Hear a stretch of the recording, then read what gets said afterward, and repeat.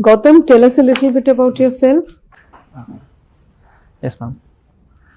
My name is Gautam Thakuri. I belong to Darjeeling, West Bengal. I have done my schooling from Rashtriya Military School, Bangalore. Then I did my graduation from Motilal Nehru College, Evening, University of Delhi in Political Science and Economics. Then I did my Masters from Jawaharlal Nehru University in Politics with specialization in International Studies. And this is my second attempt in UPSC.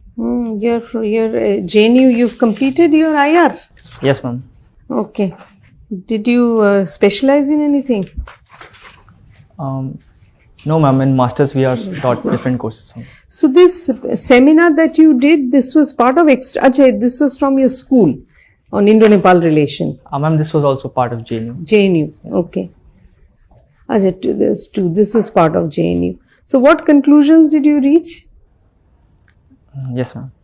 Ma'am, in this seminar, we reached to some conclusions like that in today's times, the relation between India and Nepal is going under some turbulence. But however, the relations have been always been between people to people ties. So we should further collaborate more upon furthering our people to people connections.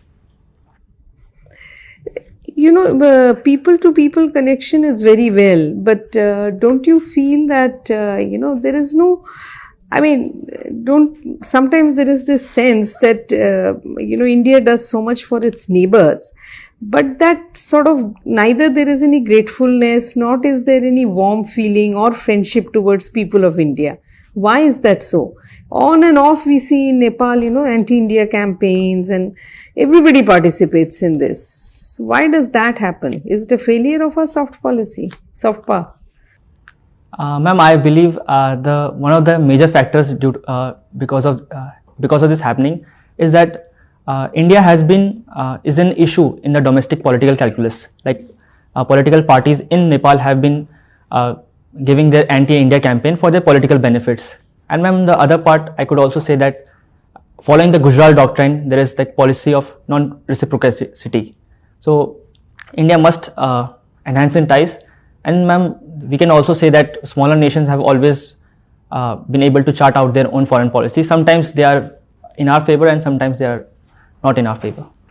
You're from Shiliguri. That's a very sensitive part of the country. In order to deal with the risks involved in only having that corridor with the Northeast, Government of India has taken a lot of foreign policy initiatives with the Government of Bangladesh. Can you now name some of them in connectivity? Yes, ma'am. Ma'am, there have been in connectivity projects. There have been with Bangladesh. We can see that there have been this railway projects. Mainly, to name a few, is the Akhora-Agartala rail link. There is also then Siliguri to Haldibari railway line, and there have been also cross waterways. Also, we can see that there is a Chittagong port, and in the Mongla port, there have been connectivity projects. And ma'am, we also have this corridor named Tentulia corridor, which connects this Chopra region to the Jalpaiguri region through the Bangladesh. It will shorten the distance for the movement of goods or mobilization of troops if possible in future, ma'am. So, the electricity and trade in electricity is a very important issue in South Asia. So, can you name anything that I'm leaving it to you, anything that you've read which is interesting between India, Nepal, Bangladesh, Bhutan? Yes, ma'am. There is this very interesting case. If we see there are these two countries, Bhutan and Nepal, which has around 72,000 megawatts potential of hydropower, and they are power surplus state, and they utilize about 80% of their sources from non-renewable sources like hydroelectricity. However, we come to countries like India, Bangladesh. Bangladesh is a power deficient country. So, for increasing the regional connectivity or interconnectedness, power supply could be one of the game changers, because there is also the cross border electricity trade. Recently, we have seen in our external affairs minister's visit to Nepal, where we have concluded that 10,000 megawatts of energy would be allowed to export in India, and we also given permission for further export. And this is also an area, ma'am, where India could align with Bhutan for cross-border electricity trade to Bangladesh. Are either Nepal or Bhutan selling trade electricity to Bangladesh at present through India? Ma'am, there was an agreement between Nepal and India for cross-border electricity trade. However, I'm not aware about the recent developments. Thank you. Thank you. Taking over from Ambassador Ma'am's previous question, how, in your opinion, can we improve in concrete terms relations between India and Nepal?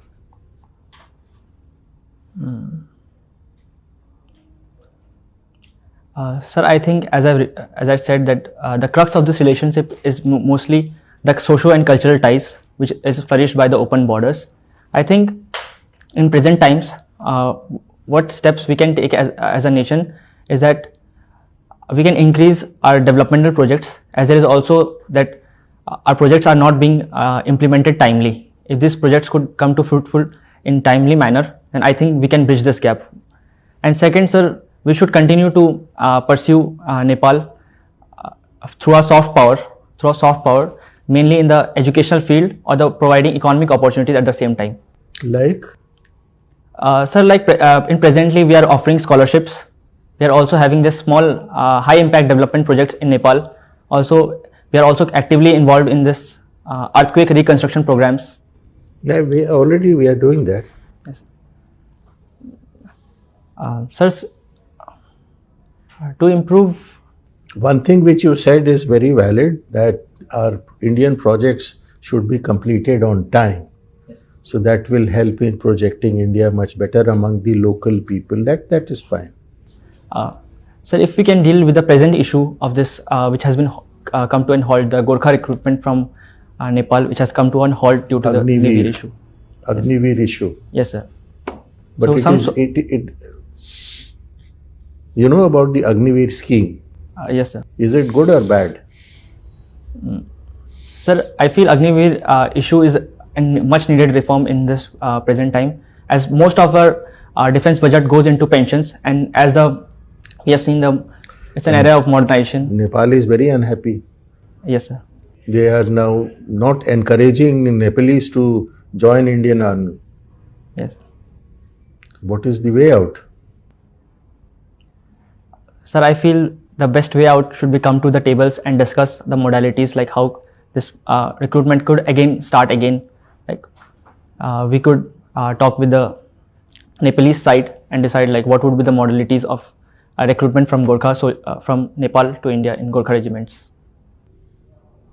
So either you exempt the Nepalese from Agniveer scheme or work out some employment opportunities after the initial 4 years period when they move out of the army. Yes, sir. Sir, I feel with initial recruitment as it is seen in the Agniveer scheme, this type of modalities could also be implemented in the Nepalese recruitment. After that, a further package, which is the financial package which is given in the Agniveer scheme, this could be also implemented to them. And further, but at present it is not being given to them. Sir, I mean the Agniveer scheme recruitment, like. Yeah, the Agniveer, after 4 years, those who are not set to, not made to continue in army, they get a lump sum of money. Yes, sir.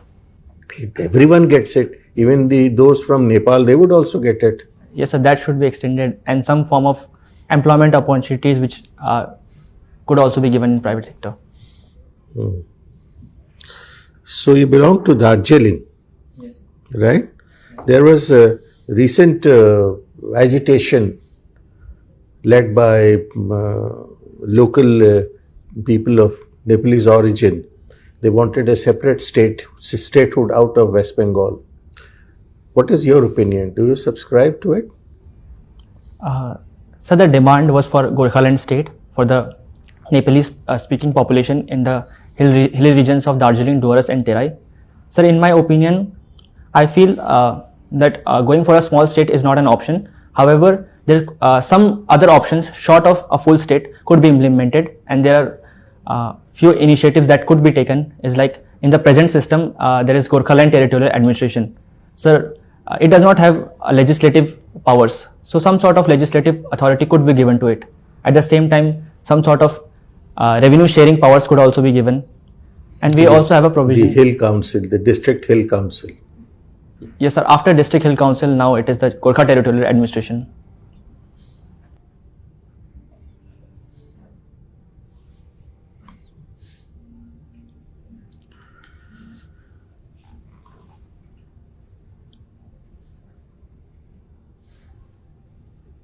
When is the elections going to take place in India?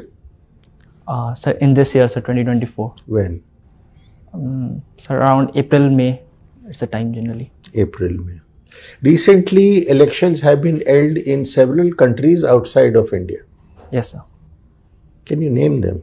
Countries where it has already been held and countries where it is going to be held. Yes, sir. Sir, the countries which where elections have been held, to name a few, are Bangladesh and Taiwan. Recently there were elections. And sir, where they are going to be held is Pakistan and India, sir. And also USA. What about Bhutan? Yes, sir. Bhutan, it's recently happened. Sorry, sir. Some more states where elections are going to be held. Sir, that's all I can remember, sir. Okay. What is the result of the Bangladesh and Taiwan elections? Yes, sir. Sir, in both Bangladesh and Taiwan, the incumbent governments of, like in Awami League in Bangladesh and the Democratic Progressive Party of Taiwan, have won the elections. This Bangladesh election, has it been, the result is good for India or bad for India? And if good, why? Sir, speaking in terms of national interest, I feel this relation is in India's favor, because after the Sheikh Hasina government of Awami League, the present government, the relations have been very cordial, as Bangladesh has respected India's security interests, and at the same time there have been rights from 2015 land boundary agreement to various other initiatives of cross-border rail links. Bangladesh and India have been on the same table. And Bangladesh has strongly acted against the anti-India terrorist organizations active in Bangladesh. Yes, sir. You have done your masters in politics. Politics, I believe it includes political theory and... Yes, sir. Majorly in our first semester, only 2 courses are offered from political science. Rest is the international relations. International relations. Yes, sir. So you have not studied political science in toto. Sir, I have studied in graduation political science. Political. There is, you remember, you must be knowing about Plato and Aristotle from Greek days. Yes, sir. They propounded several theories about how the state should be, in famous work of Republic. So, do you think it has ever been implemented anywhere in the world? Or it is implementable? Sir, the idea of philosopher king of Plato, it is said that it has been, it is somewhat visible in the Iran, where there is supreme leader Ayatollah Khamenei. But that is not a philosopher king. It is said that some sort of powers, like the authoritative powers that he has. It has nowhere been implemented. Fully, sir, I don't think it has been implemented. Not even in Greece? Sorry, sir, I have to read about that. They say Aristotle, he persuaded one king to implement his ideas. He implemented it. Then there was some problem. He got annoyed. Then he confiscated his land, took all his women into his harem, and then he made him banish the state. And he said, "Now you go and practice elsewhere. Don't come to." It has never been. So, what is the use of studying such things which are totally impractical? Sir, we have been reading for the last 2000 years. It is main part of our political science. Yes, sir. Sir, as it said that we have to learn from history, and the subjects that Aristotle and Plato dealt with, so these subjects have gradually evolved, and Due to their initial studying only, sir, today we have come